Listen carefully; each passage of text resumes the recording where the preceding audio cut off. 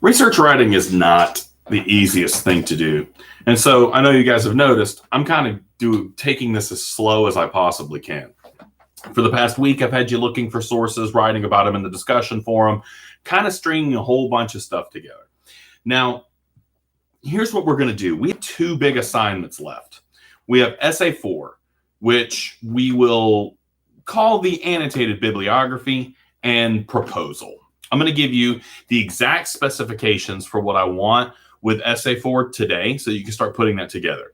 It's going to be basically built of the stuff that you've been putting in the discussion forum. The research paper is going to be you writing about the material you've been researching on, basically your skills. So here's the basic idea, and here's what I want you to do for the first part. I like a proposal. I like for you guys to get your ideas down on paper before you actually even start to execute the final assignment, before you even start doing the research paper. I've had you doing research. For me, one of the easiest ways to organize a paper and, well, not a project of any type, one of my favorite arguments to make is to predict the future. Now, you've been looking up information for your skills, and I think the best way to try to create a product that could be useful for you is to think about the future. I actually wrote a chapter in a book. I may have talked about it before. And it was basically positing that this is one of the most useful things a student can learn to do, is to try to predict the future in their field, right? What are the trends you see? What is happening right now in the skill sets you've identified? What's the news, right? What are the current goings on? And what do you think comes next? So the reason this is a good idea is because too often we react to things and we don't plan ahead. This is a lot like when I was talking to you about the personal brand stuff. The personal brand is meant to plant seeds that you can act on one day. Whereas most people live their lives reacting to the things that come at them. Now, the funny thing is from an educational standpoint, we've actually taught most people to think in this way. You get an assignment, you respond to it. You get an assignment, you respond to it. You try to sort of work your way through it as quickly as possible. It's really hard to get out of that pattern. But what I want to do instead is to try to get you to think more about where things could potentially go, right?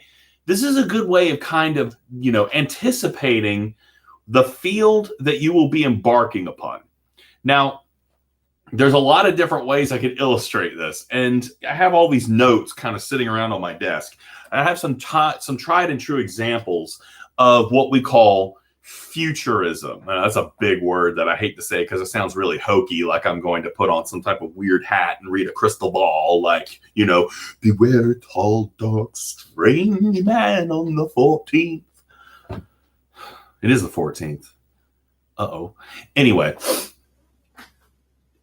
what is the current trend in the automotive industry right now? Well, again, this is kind of a weird thing because the coronavirus has just whipped everything into a frenzy. But for the last few years, the thing that everybody's been talking about has been self-driving cars. Self-driving cars is the dominating subject. And we know that's on the horizon.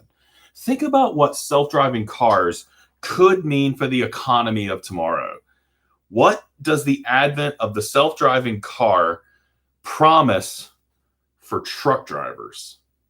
What does it give us for people who are working in all sorts of industries like retail? What does it mean for grocery stores? These are all things that, you don't necessarily have to have a degree in engineering to know how self-driving cars are going to throw everything into a frenzy. How do we prepare ourselves for that, right? Let's jump into your careers that you're probably going to be writing about.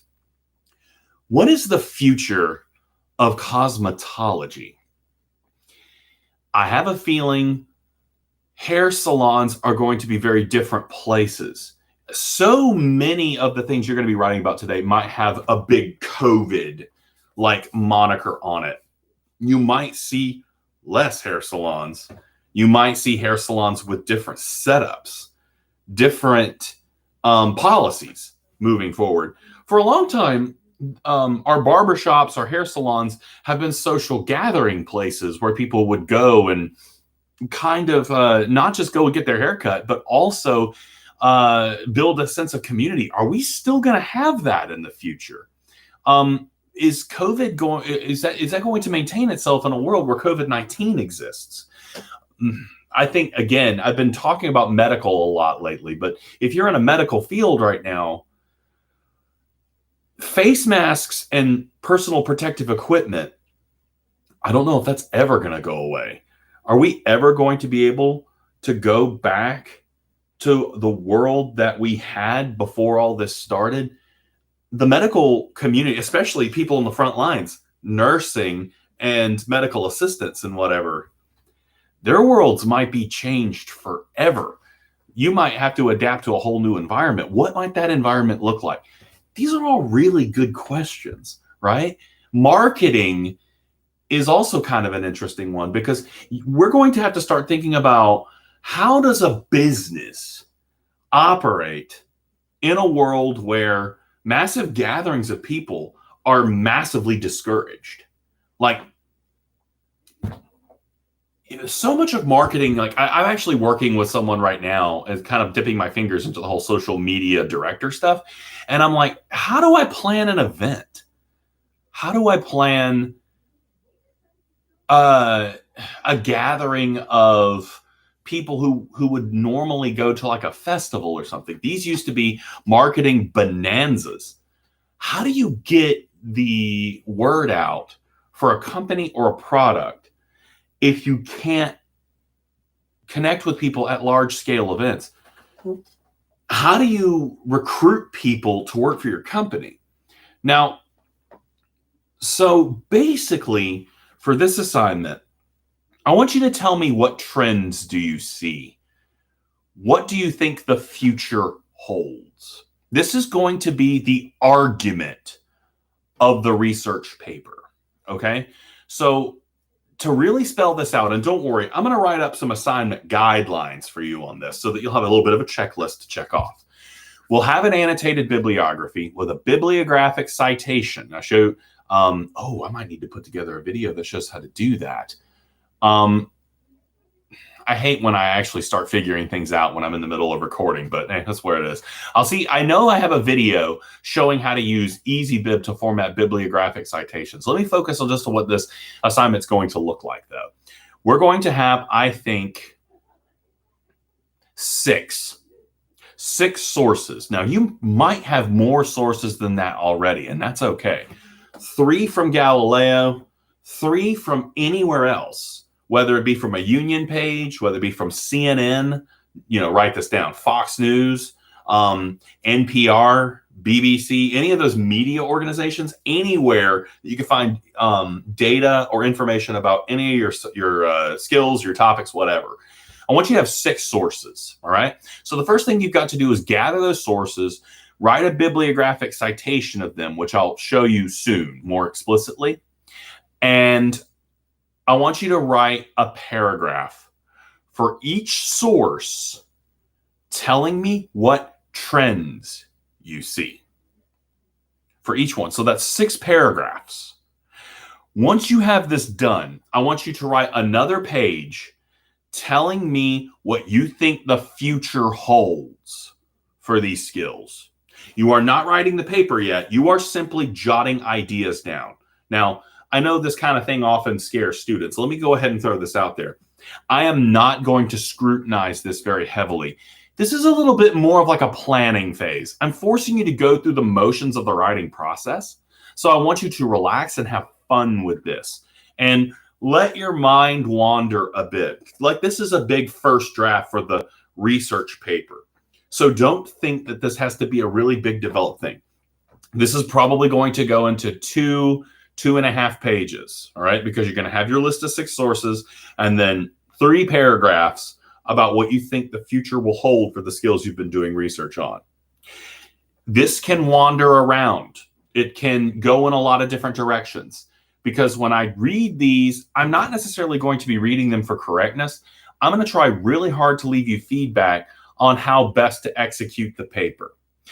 A due date for this, the 20th. That will give us 2 weeks to put the final paper together, which I think is actually a pretty good way to go. The final paper is going to be 24 points. This is only 12. Like I said, don't worry about executing perfectly here. This is like a big rough draft. And the good news is, if you use information from the 6 sources, you won't have to cite them again. You only have to cite sources that you are bringing in that are new and not in your original annotated bibliography. So you might even be doing all the grunt work ahead of time. On Wednesday, I'll put out a video that specifically shows you how to format bibliographic citations. I have a few of those. I'll post that. It will not be hard. There's a website that will automatically format that for you. And if you're getting stuff from Galileo, you can go back and find those sources and get the citation from Galileo itself. But this is basically what I want you to do. 6 sources, a single paragraph telling me what trends you see in those sources, and then 3 paragraphs telling me what you think the future holds. And then we'll start working on the actual paper. This is pretty complex stuff, but I think you guys can handle it. I think you guys got this. I'm not going to give you any discussion forum stuff this week because I want you working on the project itself. So don't worry about going to the discussion forum. I got to go in there and actually give you credit based on what you've already done anyway. So I got to catch up myself. Anyway, that's all for today. Shorter video. Be sure to try to hop on to the team session if you have any questions. And I'm going to be trying to work with you guys as much as I can. Once the final research paper is out there, I'd really like to kind of step away from the YouTube lectures a bit so that you guys can work on the actual, project. Maybe do like 1 or 2 more, just, discussing the specific directions of the research project. That's going to be the assignment guideline. We're looking at 5 to 6 pages just about what the future holds for your skills and how you will react to it and build like a response for yourself. How do you get out there and be successful with these skill sets? Okay. So anyway, like I said before, we're going to take this one step at a time. I'll be there to mentor you through the process.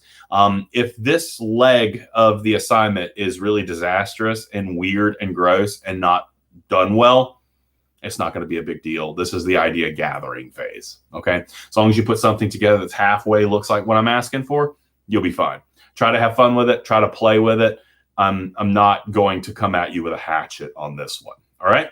Anyway, hope you're having a good week and hope to talk to you guys soon. I think that worked pretty well.